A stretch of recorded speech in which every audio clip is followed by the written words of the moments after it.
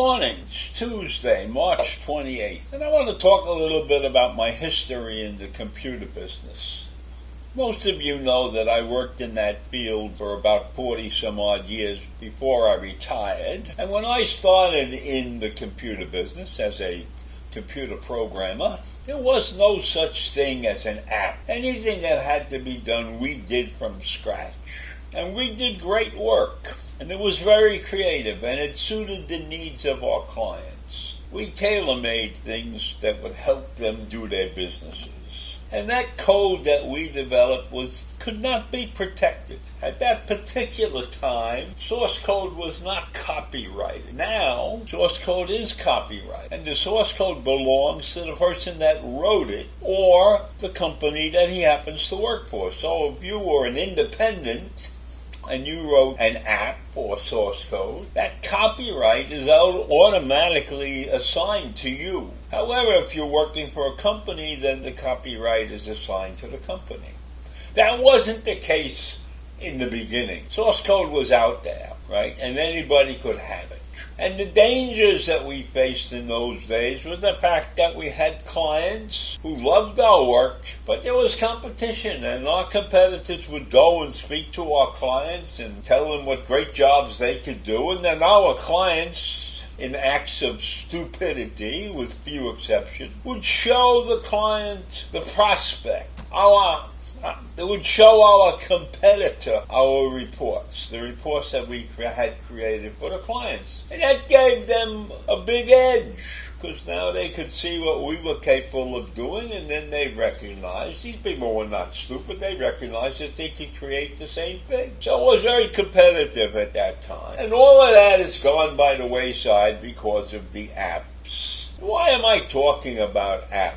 Right. Talking about apps, and I'm talking about source code because of Twitter. Turns out that some of Twitter's source code appeared out in open space for anybody that was looking for it. They could find it, and it was in a website called GitHub. And as far as I know, nobody is quite sure how that source code appeared on the GitHub site.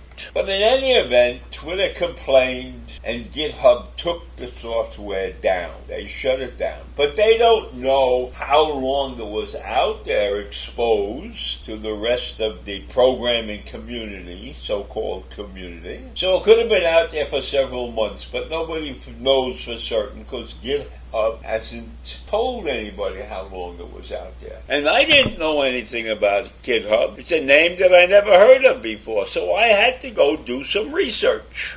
And basically, GitHub is a website, a cloud-based service that helps developers store and manage their code, as well as track and control the changes to their code. So it's strictly a place for you to store your programming effort while you're working on it, or while you're continuing to improve it, or for whatever reason you're going to store it there and keep it there at your disposal. So supposedly, I'm guessing at this now, it's probably not very well protected, because if people can get out there and put their own stuff out there, I don't think there's anything that's going to stop them from looking at other people's code that's out there. I don't know what controls GitHub has over that world, but nevertheless, that's what GitHub is. It's a storage site.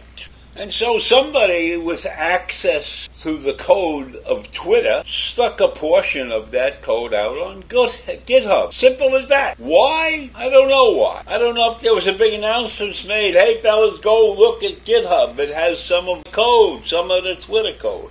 I don't know exactly what the purpose was for dumping Twitter code on GitHub. But obviously, Twitter has come under attack recently because of its involvement with Elon Musk. Elon Musk foolishly paid $42 billion to own Twitter, and now he claims it's worth $20 billion. And he's basically started to rebuild that company from the ground up. He has fired 2/3 of the programming staff. So he had, when he bought the company, there was something like 7,500 employees. Now there are something like 2,000 employees.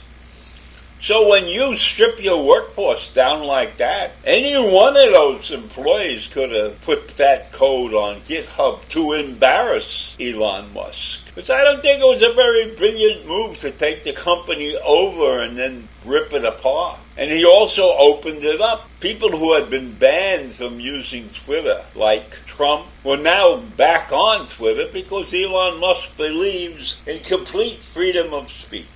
And an interesting thing about computers and computer code, there are many ways to get the correct solution. So there is more than one way to solve a problem when you're looking at computers. So if people examined that code and saw how it worked, that doesn't mean they need to steal that exact code to accomplish the task. That code would sort of be a roadmap to the solution of a problem. But then there are many, many methods that you could use within computer code to solve the same problem. Some solutions are more efficient than others, but you find the right solution if you know what you're doing. So I think that the code being out on GitHub is just something that somebody did to embarrass Elon Musk because of his behavior. I don't think that anybody in the computer business who understands code and everything is putting that out there because they believe it's going to do great damage to the physical nature of Twitter. No, it's an embarrassing situation. It's meant to embarrass Musk for his behavior and for him to be taking and paying $42 billion for a company that now he readily admits is only worth $20 billion. But he claims he's going to do such great things with this company that at some point in time it's going to be worth $250 billion. I find that hard to believe. I can't imagine that Twitter could ever be worth that much money. Because there's a lot of competition out. There's a lot of ways to do exactly what you're doing on Twitter. Just plain old email can do the job. So I don't agree with Elon Musk that this company could be worth $250 billion.